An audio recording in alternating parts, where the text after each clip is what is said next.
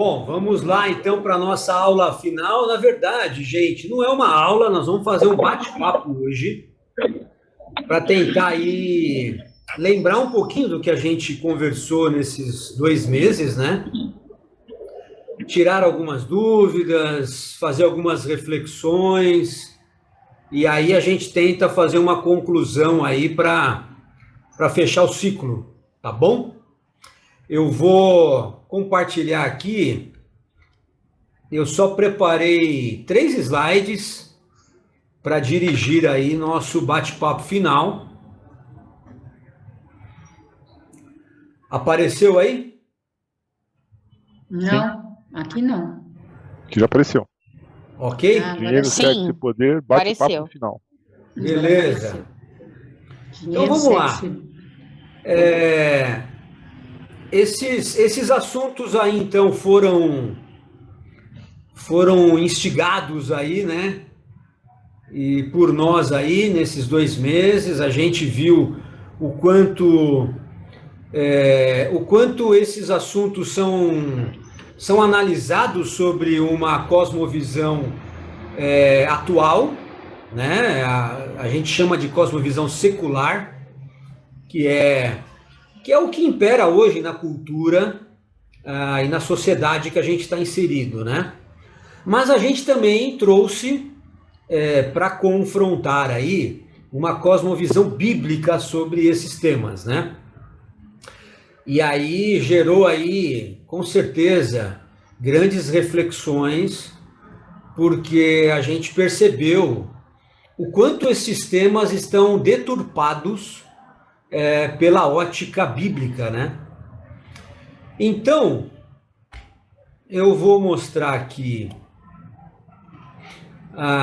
só um resuminho básico, tentei colocar numa frase aí. A cosmovisão secular, ela diz que o dinheiro exerce grande influência na cultura atual,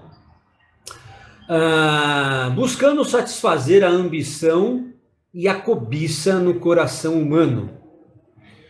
Claro que a gente vê pessoas não cristãs também fazendo uma boa administração do dinheiro. A gente não pode demonizar tudo e nem todos, né? Quando a gente traz uma frase dessa aqui, a gente está trazendo um conceito macro de um comportamento que a gente percebe na grande maioria, tá? Mas existem pessoas fora desse estigma também, né? O que a gente realmente tem visto aí, principalmente nas redes sociais, nas mídias, é uma visão de que o dinheiro é glamourizado, né? E que o dinheiro é ambicionado de uma forma assim, sem muito controle, sem muitos limites. Porque as pessoas elas estão focando no objeto final. Então, o que eu posso comprar com esse dinheiro, o que eu posso dar de benefícios a mim ou a minha família com esse dinheiro, qual é o conforto que esse dinheiro vai me causar, né, vai me trazer. E quando eu olho tudo isso, tem muita gente que se perde ao longo do caminho nessa construção de obtenção de recursos, né? Então a gente vê aí os casos mais extremos de pessoas que negociaram seus valores, de que não tiveram sabedoria para administrar o seu tempo, que romperam relacionamentos, né? Pessoas que por causa do dinheiro não valorizaram as pessoas que estavam ao seu lado, não foram éticas, né, nas suas relações comerciais, enfim. Quando a gente olha para a cosmovisão bíblica, a gente vê que o dinheiro tem uma outra posição. O dinheiro ele não é ruim em si, mas se ele for buscado, né, com essa intensidade e com essas motivações que eu disse aqui antes, ele realmente será um grande laço, será um grande prejuízo para a nossa vida no geral, né? E a cosmovisão bíblica, ela vai dizer que o dinheiro, então, ele serve para exercer generosidade e justiça social. De uma forma que o dinheiro, claro, nós vamos sim suprir as nossas necessidades pessoais, não tem nada de errado nisso, não tem nada de errado em nós fazermos uma poupança, não tem nada de errado em nós fazermos investimentos, né? Adquirirmos bens, ninguém nunca falou contra isso. A grande questão é o seu coração, é a sua motivação, né? É para que você quer isso? Inclusive, né, Rogério? Oi? Inclusive, Rogério, até incentivamos o Gabriel a comprar casa na praia, né? Então, uma das aulas foi exatamente isso. Gabriel, estamos esperando. Você vai me desculpar, mas casa na praia não é investimento, tá? Depois eu vou te dar uma aula sobre investimento aí. Beleza, eu quero.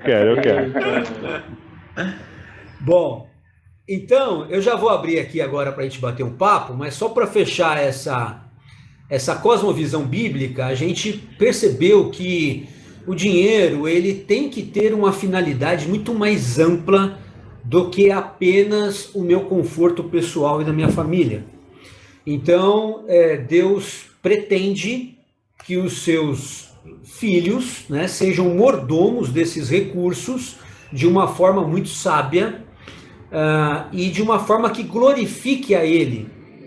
Então, nós vamos sim fazer tudo o que é necessário para nós, mas também nós vamos ter um olhar para o próximo, nós vamos ter um olhar para o necessitado, nós vamos ter um olhar para o coletivo, nós vamos pensar em também investir os nossos recursos na justiça social, e perguntar para Deus o que é que Ele quer que nós façamos também com os recursos que Ele colocou em nossas mãos, né? A gente não pode esquecer que a nossa responsabilidade diante de Deus não é apenas os 10%, né?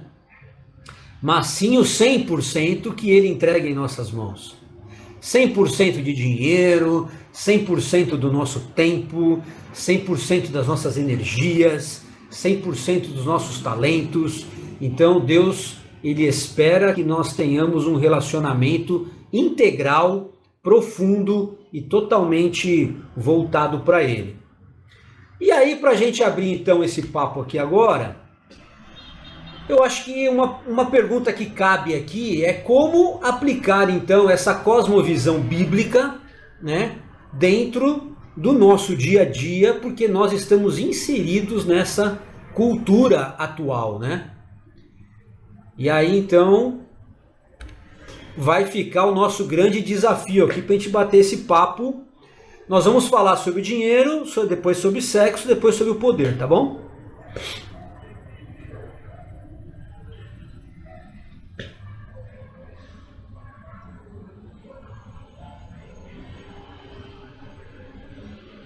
E aí? Pensando. Você pode reformular a pergunta? A pergunta é a seguinte: como aplicar a cosmovisão bíblica do dinheiro, que nós vimos na aula aqui, né, nesses dias, dentro da nossa cultura atual, das nossas relações, porque nós estamos nessa sociedade, né? Nós não vivemos numa bolha, nós estamos nos nossos relacionamentos cotidianos. Como é que eu consigo equilibrar isso? A ética bíblica com a prática no mundo. Tendo em vista que o dinheiro é uma ferramenta, então você vai usar essa ferramenta a serviço do reino. Do meu ponto de vista seria isso. Posso falar, Rogério? Pode.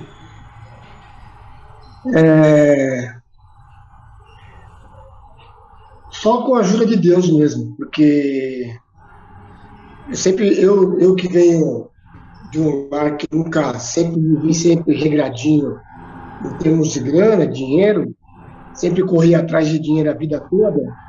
Então, eu nunca dei muita importância para essa coisa de investimento, ganhar dinheiro, ficar rico. Isso nunca foi uma coisa que passou pela minha cabeça. Então, é uma coisa que nunca me incomodou, em ter pouco ou ter muito. Mas eu imagino, se esse muito cai na minha mão, o como buscar esse equilíbrio. Agora eu tenho dinheiro, eu posso fazer à vontade, mesmo não tenha coisa na generosidade, como você me diz, ninguém, não é proibido você de investir, não é proibido você de poupar, de você guardar, ou de você fazer as coisas na sua casa, mas buscar esse equilíbrio de não se jogar muito para esse lado e não esquecer as coisas do Senhor, essa coisa da generosidade, e ou ser generoso demais em tudo e você esquecer um pouco essa parte sua, família, casa. Eu acho que só a ajuda de Deus mesmo para nos dar a direção e tá sempre orando e perguntando o que fazer quando se ganha muito dinheiro. Como é que eu posso viver num mundo que é ambicioso, que se ensina a gastar, se ensina a consumir e não ensina a poupar, não ensina a guardar? Hoje, tem várias pessoas hoje que ensinam aí sobre investimento, mas o povo, no geral, se você for buscar quantas pessoas que investem, não sei se são tantas que investem quanto aquelas que gastam. Se a comparação é igual eu que dou aula de professor de educação física, eu sei que 1% ou 2% da população mundial treina. O resto não treina. O resto não faz nada. Então é pouco. E para buscar esse equilíbrio que eu falo para você, entre gastar e não gastar e poupar, só a ajuda de Deus mesmo. Por mim mesmo, se esse dinheiro vem na mão, não sei não se eu faria as coisas Ricardo, que eu... deixa eu colocar uma pimenta aí. O Ricardo está dizendo que se ele tivesse muito dinheiro, ele teria que buscar a ajuda de Deus aí para saber administrar tudo isso, né? A grande questão, será que a gente só precisa pensar nisso quando a gente tiver muito dinheiro? Ou será que a gente já tem que lidar com esse cenário hoje com poucos recursos? Tanto que tem muita gente que gasta o que não tem aí, né? Fica se endividando, o cartão de crédito fatura mais do que o salário da pessoa, enfim. Pô.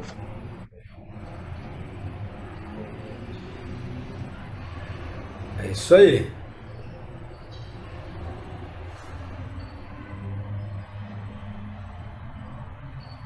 Opa, travou aí? Opa, ouvindo, travou? Não, tô ouvindo. Ah, legal. Tô ouvindo, pode continuar, Vitor. eu acho que é a sua internet, Rogério. Parece que sua câmera tá travando um pouco também. Aham. Mas de qualquer forma, enfim, quando eu vejo alguma promoção, alguma coisa que me brilha os olhos ali no primeiro momento, eu sempre espero alguns dias antes de finalizar a compra. Por mais que seja algo que eu precise, sabe? Assim, eu tenho planejado, na verdade não tenho planejado, uma coisa que apareceu, eu falei, nossa, eu preciso disso. Em vez de finalizar a compra naquele momento, eu passo normalmente vários dias aí, uns 5 dias, porque eu acho que já vai ter passado um pouco o desejo, vai ter passado um pouco o brilho, e aí eu vou saber mesmo se eu preciso ou não preciso daquela coisa que eu visei anteriormente. Então, acho que é uma dica prática que funciona para mim. Ô Vitão, acho que você deixou passar uns dias para comprar uma Gillette para tirar o bigodinho, né? Deixa eu passar. Não podia deixar passar, desculpa. Mas eu tenho um comentário, Rogério, em relação a isso. Até pegando um pouco o gancho do que o Vitor falou e do Ricardo, mas eu entendo que até aquele versículo, para mim, é muito chave, né? Ensina a criança no caminho que ela deve andar.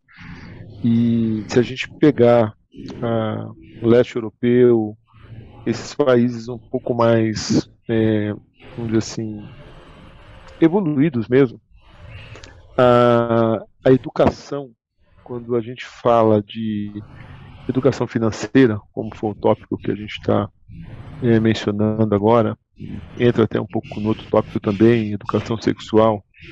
Eu acho que quanto conhecimento, quando a gente tem conhecimento, a gente é uma arma muito forte contra a ignorância, né? E a gente tem um tabu, e a Bíblia fala muito isso. A Bíblia fala de dinheiro, fala de sexo. E na nossa cultura, eu vejo que são assuntos que são meio que tabus, né? A gente não, na escola a gente fica aprendendo naquela coisa decoreba, matemática, mas não existe uma educação financeira, né? Eu tenho uma situação de um conhecido que ele foi trabalhar na Suíça, e na Suíça, por contrato, né, não tem essa lei trabalhista, e ele recebia, o primeiro contrato que ele assinou na Suíça, o patrão dele fechou o acordo e tudo mais, e pagou para ele 12 meses do salário. Então ele recebeu aquela bolada. E 6 meses depois, ele estava sem dinheiro. E ele foi questionar para o patrão: poxa, tu tá gostando do meu trabalho? O patrão: pô, tô gostando, tal, legal. Ele falou assim: então, poxa, poderia haver um adiantamento para mim, porque eu tô sem dinheiro? O patrão falou: mas eu não tenho que te dar adiantamento, porque eu te dei o dinheiro. E lá o contrato era mais ou menos assim: se ele pedisse para sair, ele teria que devolver parte do dinheiro como multa. E se o patrão mandasse ele embora, o patrão já estava indenizando ele antecipadamente, né? E ele falou: cara, um país super evoluído, onde tem uma renda per capita muito alta. E aí o patrão dele sentou com ele e começou a fazer uma educação financeira com ele. Então a gente não tem isso. Da mesma forma que a parte sexual, que muitas vezes a gente aprende com um amigo, né? Ou aprende, na minha época, estou falando minha geração de 50 anos, a gente aprendia com um amigo, ou então muitas vezes com a pornografia, que é uma forma deturpada, mas eu acho que o conhecimento é uma coisa que, como povo de Deus, de uma forma bíblica, né, a gente tem que tomar muito cuidado para passar essa informação para os nossos filhos, para que ele tenha esse conhecimento e ele possa, sim, fazer escolhas saudáveis para a vida dele, tanto financeiramente como de outras coisas também, na parte sexual também. Então eu vejo muito isso, uma batalha nossa, uma ignorância muitas vezes da gente não tocar em determinados assuntos, né, que são assuntos proibidos. Isso é uma coisa que eu vejo que pega, e a gente, como povo de Deus, a gente tem que começar a trabalhar isso e batalhar isso dentro da nossa própria casa.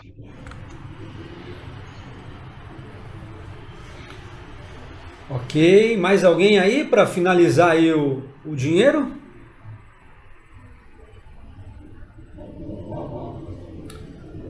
Ok. Quer falar, Fábio? Não? Eu ia comentar, É. assim, algo que a maioria de nós provavelmente tem que tomar muito cuidado em relação ao dinheiro, né? E a gente tratou bastante disso, é não permitir que ele se torne o nosso Deus, né? Porque a gente falou bastante aqui sobre administrar bem as finanças, que eu acho que é um elemento, né? Mas um problema que pode estar bem presente também é o quanto que a gente ama o dinheiro, o quanto que a gente busca dinheiro. O que a gente faz por dinheiro, né? Eu lembro de um programa de Silvio Santos, O que você faria por amor? Aí tinha lá aquelas provas bizonhas lá que você tinha que cumprir, né? A Priscila lembrou, né, Priscila? Você assistia domingo depois da macarronada. E aí, assim, o desafio é: o que a gente faz pelo dinheiro? Passa a perna nos outros? É desonesto? Sonega imposto? Trabalha além do que devia? Mente? Abre mão dos nossos valores? E a gente vai perceber, né? A palavra de Deus diz que o preço é muito alto, né? A gente abrir mão dessas coisas pelo dinheiro. Às vezes o dinheiro nem vai vir, né? E quando ele vem, muito provavelmente a gente não vai ser feliz com ele, né? Então, essa seria a reflexão aí que eu deixaria, que é importante, né? A gente lembrar que a gente tem que se satisfazer em Cristo. Não é no dinheiro ou naquilo que o dinheiro traz. Se a gente estiver satisfeito em Cristo, Ele promete que cuida de nós e supra as nossas necessidades. E Deus é um Deus tão benevolente, tão maravilhoso, que na maioria das vezes Ele dá até além do que a gente precisa que a gente deseja. É isso. Legal. A gente também tem que fazer um contraponto, porque a Bíblia não nos ensina a sermos, fugiu a palavra aqui, preguiçosos, relapsos, negligentes, omissos, né? Uhum. A Bíblia nos ensina a trabalharmos duro. Vai ter com a formiga, o preguiçoso. Isso aí. E a construirmos a nossa vida em cima dos nossos esforços, né? Então, de maneira alguma aqui, a gente pode pensar que o inverso da ambição é o comodismo, como muitos pensam, né? A gente não precisa ser ambicioso egoisticamente, como diz lá a palavra, mas a gente também não pode ir para o outro extremo de um comodismo fatalístico, né? Ah, não, o que acontecer, aconteceu, o que vier, veio, e eu vou ficar na minha e esperar as coisas caírem do céu. Então a gente precisa chegar nesse equilíbrio, porque a gente vai sempre fazer o nosso melhor, mas os resultados são de Deus. É isso que a gente precisa pensar. Então, nós não sabemos se Deus vai nos querer dar uma aposentadoria na praia, vai querer nos dar viagens internacionais. Isso pode vir como decorrência do seu trabalho ou não. A grande questão é a seguinte: eu vou fazer o meu melhor e o que Deus me entregar como resultado disso, eu estarei satisfeito. Fala aí, Gabriel. Cara, eu tenho uma dúvida muito grande sobre isso faz tempo já. E, assim, Deus ele já deu o trabalho para a gente conquistar as coisas. É isso que você está falando basicamente, né? Que basta a gente se esforçar ali, fazer o nosso trabalho, e a consequência disso é o dinheiro que vai servir para a gente sustentar nossa família e tudo mais. Mas a aposentadoria na praia. Se eu quiser construir um futuro em que eu vou estar na praia com a minha família, eu posso. E aí, qual que é a linha? Tem uma linha tênue, né? Porque, assim, até que ponto eu vou medir os meus esforços para fazer aquilo? Acho que essa é a pergunta, né? Que eu queria saber de você. Porque eu acho que a gente tem o livre-arbítrio para construir isso. Entendeu? Com 40 anos eu quero morar na praia, ter uma esposa e 2 filhos. Então, aí eu queria saber até que ponto eu posso planejar isso e seguir as metas até chegar no meu alvo, que é morar na praia. Aí estou usando isso como exemplo que você falou, né? Então, Gabriel, eu vejo assim, olha, as pessoas podem colaborar aí também. Eu vejo que você pode planejar isso, com certeza, mas todos os nossos planos têm que estar submissos ao plano maior de Deus. Então, pode ser que o plano de Deus seja consentir que você cumpra este plano seu pessoal, mas pode ser que não. Pode ser que lá na frente Deus vai te direcionar para outros caminhos. A pergunta é a seguinte: como vai ficar o seu coração se você não conseguir cumprir essa meta pessoal? Você vai se decepcionar? Você vai se frustrar? Você vai reclamar ou não? Porque se esse for um comportamento, aí você está colocando muita ênfase num resultado que deveria ser algo benéfico para você, mas ele está roubando o teu coração. Percebe? Então, não sei se as pessoas querem contribuir com algo a mais. Eu não vejo problema na gente fazer planos pessoais. Os nossos planos, né, Rogério? Eles precisam ser direcionados por princípios e por motivações. Então não tem como julgar, né? Às vezes, eu quero ir para a praia para poder mostrar que eu sou o mais bem-sucedido da minha família, que eu venci, que eu sou o melhor, que ninguém é como eu. Pecado, né? E aí tá errado e provavelmente você vai ter... Nós vamos colher consequências disso. Agora, pô, eu gosto do clima, eu gosto do ambiente, eu gosto do lugar, eu quero ter espaço para meus filhos, eu quero ter espaço para praticar esporte. E se Deus for validando isso, se Deus vai dando sinais, se é essa a vontade dele para as nossas vidas, ok. O que não pode é a praia se tornar um Deus. Ou esse objetivo se tornar um Deus ao ponto de, pô, eu vou pra praia e não vou mais pra igreja porque eu quero ficar na praia. Então, quer dizer, tá errado. Então é sempre princípio, né? Todo plano nosso, ele não pode violar nada que é bíblico. E aí a gente tem que pedir para Deus sondar o nosso coração, porque contar a historinha e disfarçar o que tá no nosso coração é fácil. Ah, não, eu vou pra praia para evangelizar os turistas que forem lá. Você conta essa história, Então, Fábio, quem vê ainda vai achar bonito e vai te dar até oferta, talvez. Que legal o ministério. Mas só o coração nosso que realmente vai... Né? mas Deus... só para botar uma pimenta aí, Fábio, ainda que a nossa motivação seja boa e correta, Deus pode ter outros planos para nós. Pode. Ele Entendeu? pode não validar. Então Pode isso não que validar. a gente precisa estar muito em paz com os resultados que Deus vai dar do nosso trabalho. Entendeu? Isso aí. Acho que a pegada é essa. Gente, queria só contribuir, boa noite, Oi, com Provérbios 16:3. Diz assim: consagre ao Senhor tudo o que você faz e os seus planos serão bem-sucedidos. Só uma contribuição da palavra com tudo que a gente já falou. Muito bem. Sandra, eu entendo que Deus ele é perito em corrigir rota. Ele faz isso com uma habilidade impressionante. E eu também creio, né, essa é uma discussão sem fim, que a gente tem uma boa liberdade dentro do livre-arbítrio. Uma boa liberdade. Né? Então, se não tem um pecado, se aquilo é lícito, Deus ele dá bastante liberdade pra gente. Ele só vai intervir, né, naquilo que eu creio da eleição e outras coisas aí, se realmente aquilo fugir deliberadamente daquilo que Deus tem planejado para nós. Então, às vezes... Com certeza, com certeza. E uma vez consagrado ao Senhor, Ele já vai direcionando os planos, os caminhos, até as minhas intenções, que são fora do plano dele, né? Então, às vezes você tem um desejo muito bom, mas não é aquilo que o Senhor desejou para você, para o seu plano, para o seu ministério de vida. Então, tudo tem a ver com essa consagração maior ao Senhor. E eu falo, eu quero sonhar os sonhos de Deus. Eu não quero sonhar os meus sonhos, eu quero sonhar os sonhos de Deus para minha vida. Nesse aquisito financeiro, moradia, aí eu estou mais em paz com a vontade dele do que a minha, porque eu sei que eu posso errar.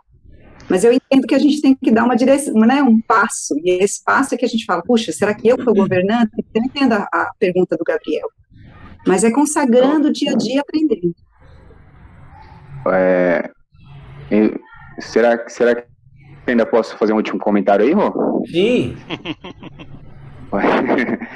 É porque, assim, a galera que tá mais velha aí, casada, beleza, casou, tal, o marido já tem profissão, a pessoa já tem profissão, ok. A minha dúvida é uma dúvida genuína, porque eu não quero ficar à mercê de algo que eu não sei, que diz respeito ao plano de Deus pro meu futuro. Isso eu não sei, entendeu? E eu não quero ficar à mercê disso. Então, por isso que eu pergunto se, quando eu faço meus planos, quero ser um cara de tecnologia, quero ser um cara de administração, quero ser isso e aquilo. Se eu vou estar errando quando eu planejo isso, né? Mas foi muito bem respondido aí. Muito obrigado por vocês terem respondido aí. Uma coisa para ter em mente, Gabriel, que eu pelo menos penso para minha vida. Você pode ter um Volks e você pode ter um GM. Normalmente Deus vai te dar essa liberdade. Se você decidir pelo Volks, você vai ter menos conforto.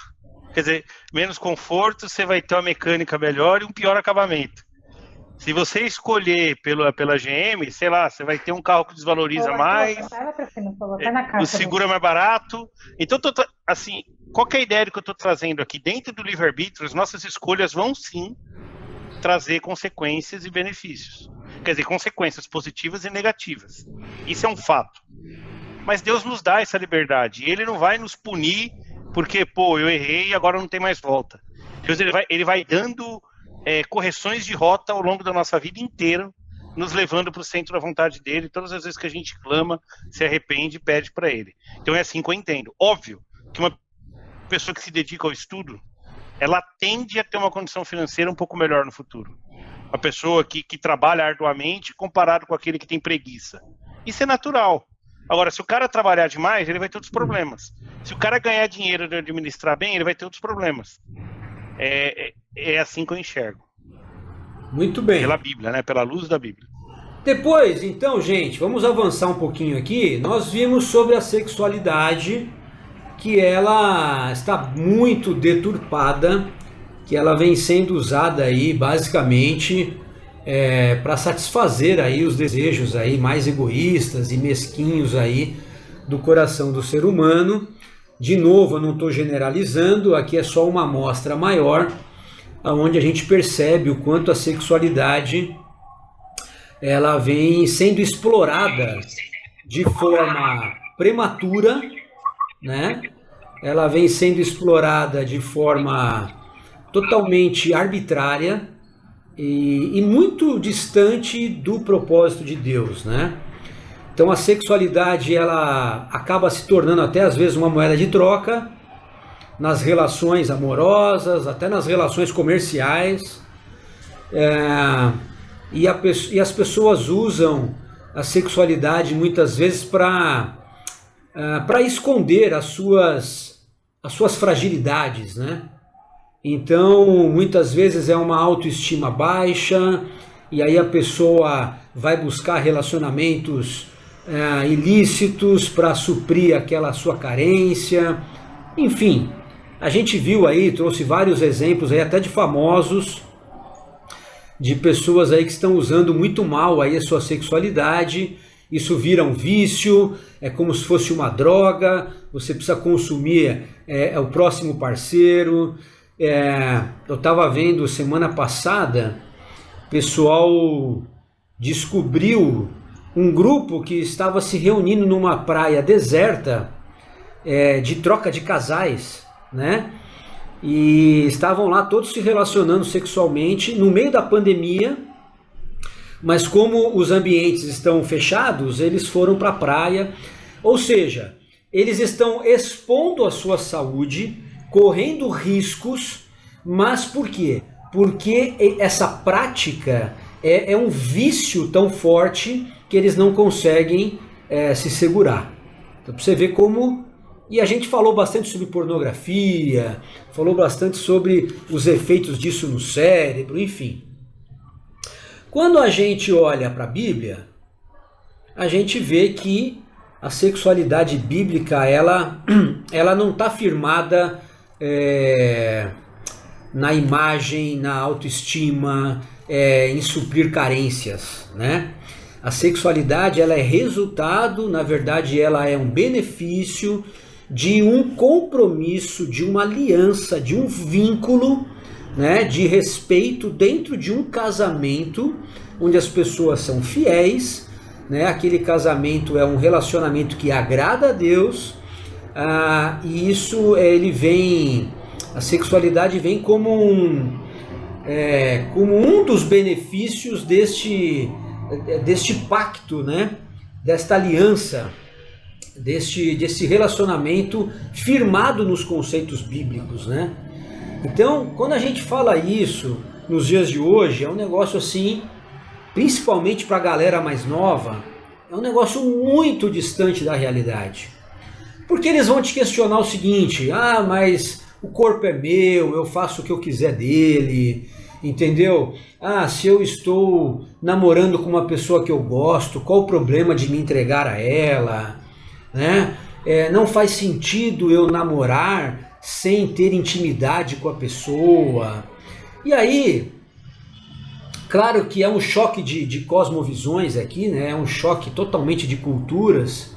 É muito complicado a gente explicar isso para uma pessoa que não tem os valores bíblicos de aliança, de compromisso, de fidelidade, né? Então é uma discussão assim meio que sem fim. Então eu acho que a grande pergunta para nós né? Como é que eu aplico, né, de novo, essa cosmovisão bíblica de sexualidade em cima de respeito, compromisso e fidelidade dentro dessa cultura atual, que é uma cultura narcisista, é uma cultura que eu estou buscando apenas o meu prazer, eu estou buscando apenas aquilo que me satisfaz. Eu não estou muito preocupado se a outra pessoa vai se ferir emocionalmente, eu não estou muito preocupado com as consequências com o outro, mas eu quero, né, satisfazer o meu desejo naquele momento. Quem quer falar sobre isso aí, gente?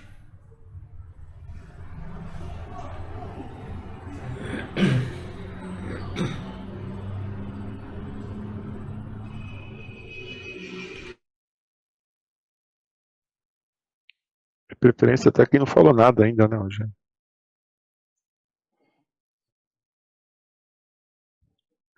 Eu acho que o Emilson tá ouvindo a gente, por exemplo.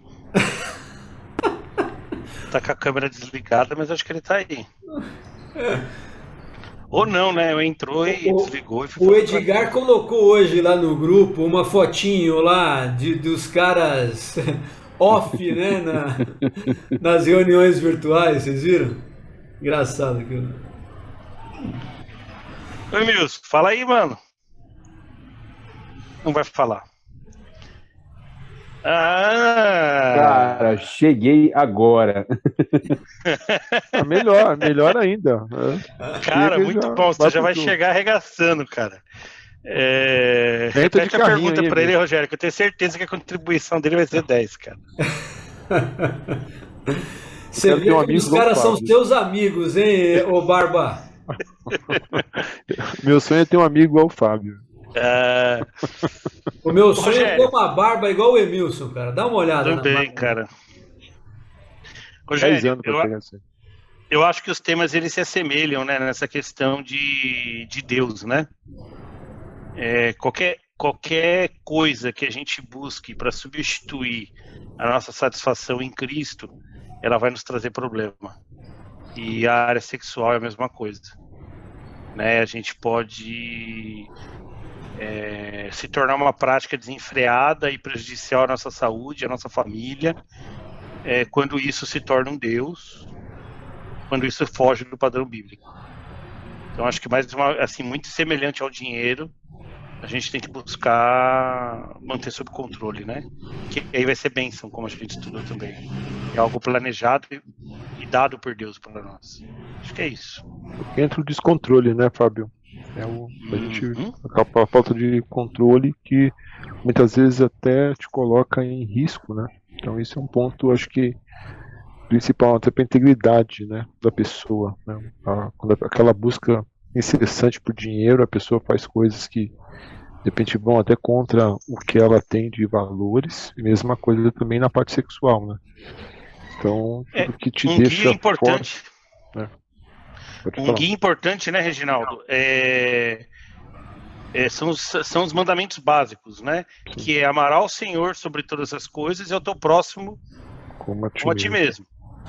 Então, se a gente usar esse filtro para a nossa prática sexual, que é primeiro glorificar Deus e depois a gente não ter o eu mais forte sendo privilegiado ao outro, certamente a gente vai eliminar aí 95% dos eventuais problemas. Já vai ser um firewall aí que já vai filtrar bastante coisa. Vai filtrar muita coisa. Não sei se vocês concordam, pessoal.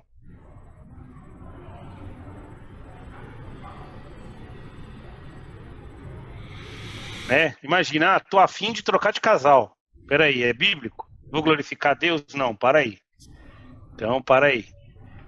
Não sei, né? Então, quer dizer, a gente fazendo essas perguntas, a gente já consegue realmente saber a direção de Deus para nós. Eu acho que essas questões assim, talvez nem permeiem muito a nossa mente, porque nós estamos já num ambiente cristão e acho que a nossa ética, a nossa moral, ela está muito bem fundamentada. Mas eu vou trazer alguns exemplos aqui que talvez até os próprios casais possam ter essas dificuldades, né? Então, por exemplo, quando um dos cônjuges começa a tratar a sexualidade como uma moeda de interesse, né? Isso pode acontecer entre casais cristãos. Então, quando, por exemplo, eu quero ter algum benefício no relacionamento, então eu vou usar da minha sedução, eu vou usar daquilo que o meu parceiro mais gosta, sabe, daquele carinho, daquele afeto, daquela intimidade, para que eu possa ter um benefício lá na frente. É uma coisa sutil, gente, que muitas vezes pode passar por nossa cabeça. Ou o contrário, não, eu tô chateado aqui com uma situação, então eu não vou permitir ter intimidade com o meu parceiro por um tempo, meio assim como um castigo, sabe? Então, quando a gente começa a usar a nossa sexualidade para trazer algum benefício ou como uma moeda de vingança, de troca, enfim, isso está sendo deturpado. Por quê? Porque a sexualidade dentro do relacionamento... Eu estou travando, gente? A impressão minha. Travou. Está travando, Rogério. Ah, é? Então eu vou deixar vocês falarem. Que até foi um tema que nós comentamos na aula, né, Rogério, de sexualidade, né? Quando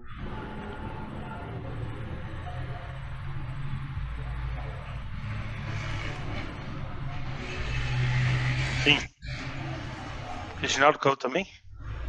Reginaldo travou agora? Tá parecendo a sessão do descarrego, cada hora cai um. É a maldição do palestrante, cara. É a sessão do descarrego, cara, cada hora cai um. Não, voltei. Fica quieto agora. Posso fazer um comentário aí no que diz respeito ao jovem? Sim. O que eu tenho percebido é que é como, pegando aqui o gancho que o Regis falou no começo, né? Sobre educação. E quando o jovem não aprende sobre educação dentro de casa, ele vai buscar lá na escola, com os amigos, e geralmente ele vai aprender sobre pornografia. Acho que na época de vocês, a galera lá era a revista da Playboy. Hoje já está mais acessível ali no celular. Em 1 minuto você acessa, né? Menos que isso. Então, por isso, grande parte da adolescência e da juventude está afundada na pornografia, né? E aí é o início, é o pontapé inicial para tudo. Então, iniciou na pornografia e daqui a pouco ele vai levar isso para o relacionamento, depois vai levar para o casamento, e aí vai transmitir isso para o filho, não de forma escancarada, às vezes sim, né? Mas às vezes de forma implícita ali na forma como ele trata a esposa. Às vezes o filho sabe que o pai trai a mãe, e aí ele vai com certeza ele vai replicar isso pro relacionamento dele também.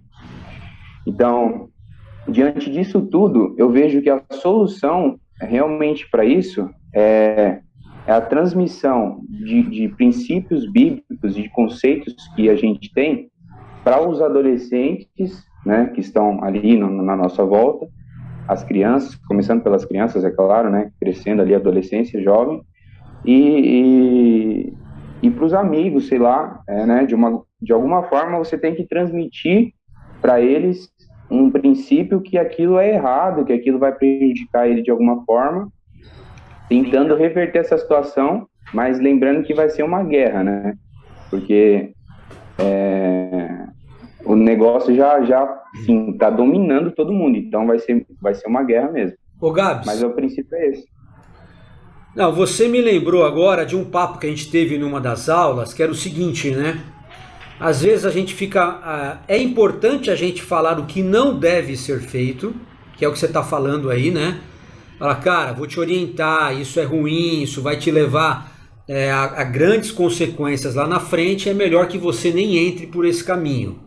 Ok. Mas a gente também falou numa das aulas que não adianta a gente falar o que não fazer se a gente não substituir isso por algo positivo, né? Então a gente conversou bastante lá que os nossos ídolos, eles não são eliminados, a não ser que a gente coloque um ídolo maior no lugar. Então, a gente precisa ensinar desde cedo para as nossas crianças, adolescentes e jovens a buscar a real satisfação das suas necessidades no seu relacionamento com Deus e com os seus irmãos. Não é simples, não é fácil, mas é o único caminho que nos vacina, né, contra esse vírus dessa cultura secular que tanto nos assedia. É realmente a gente ter uma satisfação no Deus que supre todas as nossas carências, né? Acho que esse é o caminho. E uma coisa também bíblica, né, Rogério? Até, se eu não me engano, acho que é Tito, quando tem uma passagem que fala que as mulheres mais velhas acho que é Tito, que as mulheres mais velhas devem ensinar as mulheres mais novas. Eu acho que esse conceito bíblico é importante a gente, dentro da igreja, compartilharmos, sabe? Quando eu me converti, por incrível que pareça, eu, até bem novo, eu me converti com 22 para 23 anos, quando eu me converti, e assim, eu pegava conselhos e buscava conselhos dentro da igreja com senhores assim com 60, 70 anos, né? São pessoas que já estavam bem rodadas, bem maduras, e para mim, assim, eu tenho conselhos que eu sigo até hoje. Claro que alguns já também não segui tanto e quebrei a cara também com isso, mas é importante a gente ter essa troca dentro da igreja e até mesmo dentro da nossa família também. Às vezes a gente despreza aquelas pessoas de cabelo branco, mas são pessoas que já viveram, já caíram, já lutaram, né? E são conselhos assim de vida que eles viveram na pele, né? Então, Tito, acho que é Tito mesmo que tem essa passagem que fala que as irmãs mais experientes, né, deveriam ensinar as mais jovens a amar os seus maridos e amar os seus filhos. A gente acho que tem, como povo de Deus, a gente tem que exercitar isso muito mais, né?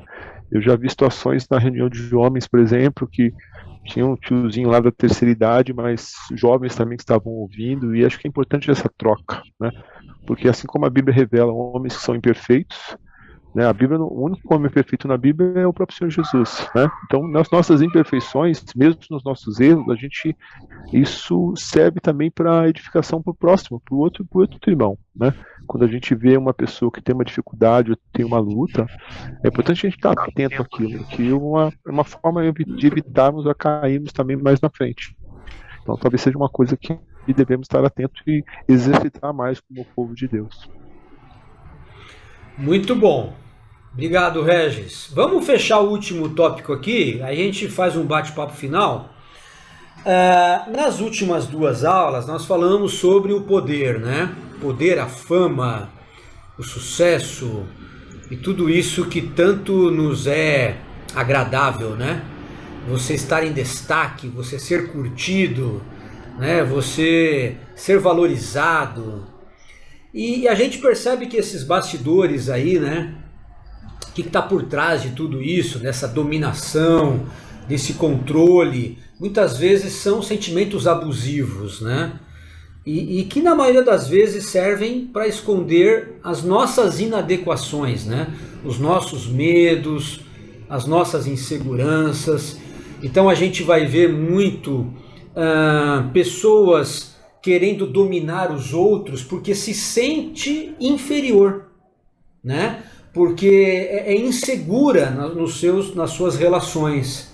Então ela precisa exercer poder, ela precisa exercer controle para dizer que está no comando. Mas na verdade isso mostra uma fragilidade dela. Então a gente percebe o quanto isso vem nos bastidores, né, daquilo que a gente executa.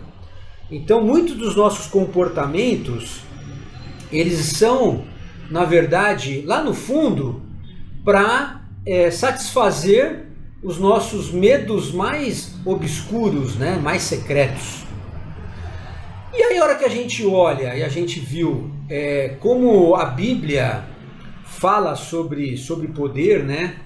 a gente vai ver que o poder bíblico, primeiro foi dado por Deus, né? Ele está focado em Deus. Deus é sim o Todo-Poderoso.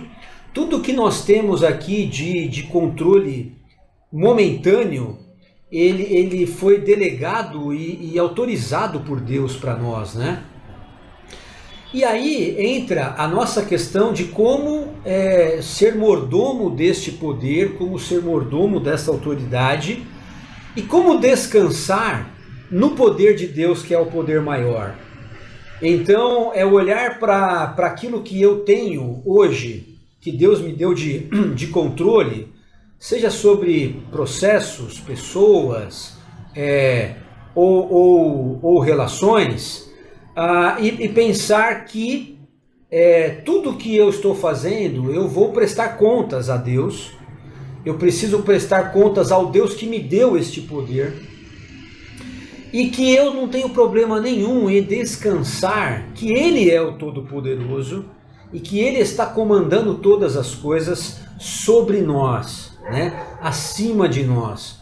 E que esse Deus Todo-Poderoso, Ele está agindo com justiça, com amor e com soberania. Esses atributos de Deus, eles não são excludentes nem conflitantes, né? Eles são complementares. Então, a gente vai perceber que Deus, ele vai agir com o seu poder tanto no amor quanto na justiça, né? Tanto no castigo quanto num presente. E aí nós vimos isso na aula passada, né? Quando nós entendemos isso, que nós não precisamos exercer poder para satisfazer o nosso ego, nós vamos então servir.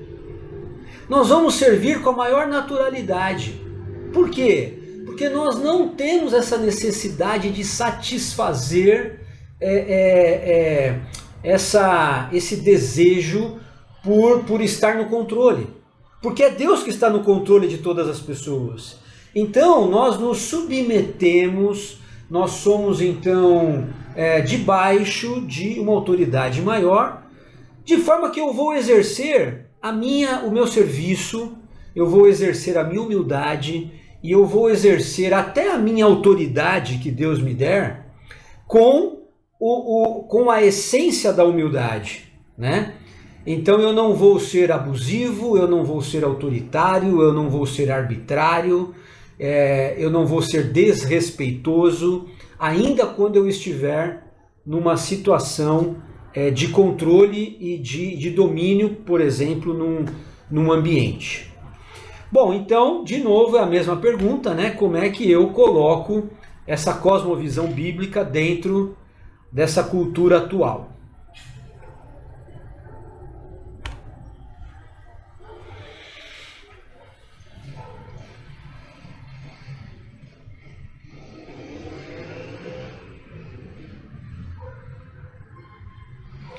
Fábio, eu acho que agora o Emilson já pode contribuir, né? Que ele não chegou agora, ele já estava aí, né? Antes faltava contexto e agora não, né? Eu estou quietinho aqui, só esperando eles pronunciar.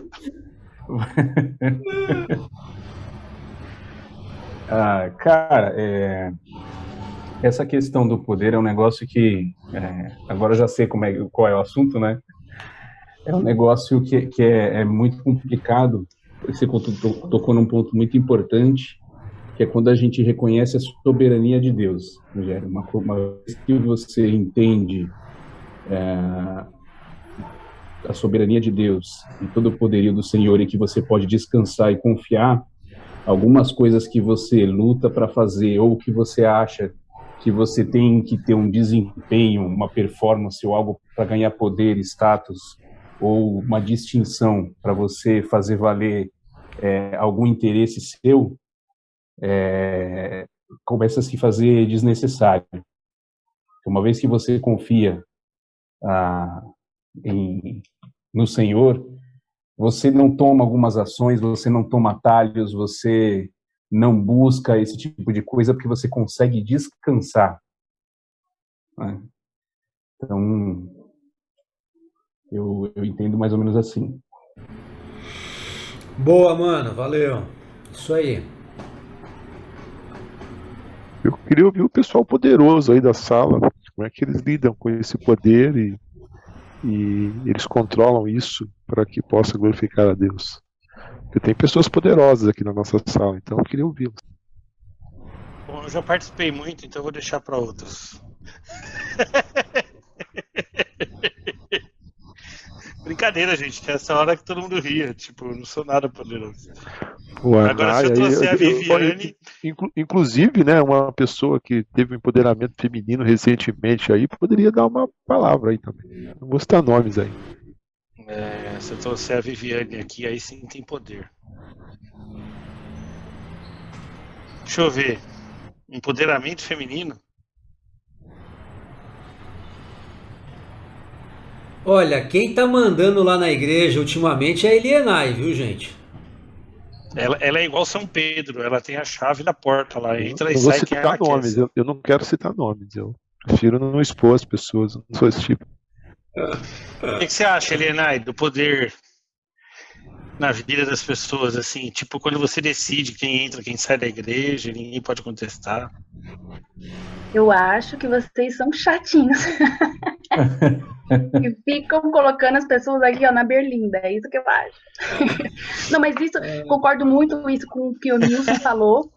E quando, com relação ao poder, não só ao poder lá da igreja, o poder da chave é fácil, qualquer um pode pegar a chave e abrir. Não tem nenhum mérito nisso, nenhum poder, exatamente.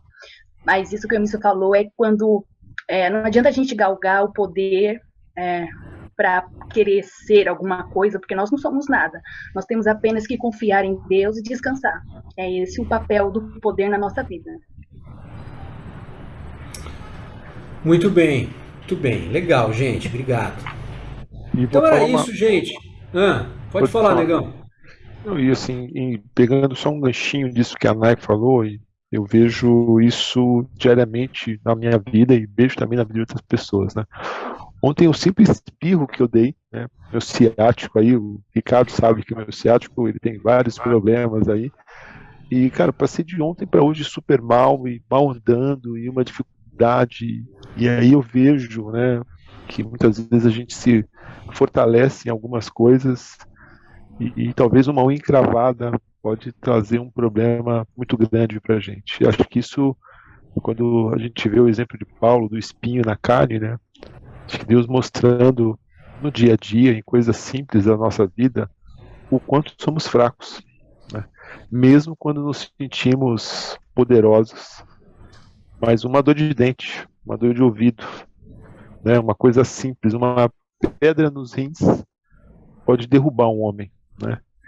E aí a gente vê que aquele poder, aquela empáfia, muitas vezes, que eu tenho todo o poder e autoridade, Deus vai mostrando aos poucos que nós não temos poder nenhum. Nós somos limitados, fracos, frágeis até, muitas vezes muito frágeis, e acho que Deus vai nos dando esses flashes de memória, trazendo a memória a todo instante, dizendo quem é Ele, né? Quem é que tem todo o poder, quem é que tem toda a autoridade. Isso Deus faz conosco todos os dias e em várias circunstâncias. Tomara que a gente esteja atento aí para enxergar e perceber isso, de que quem tem todo o poder realmente é o nosso Deus.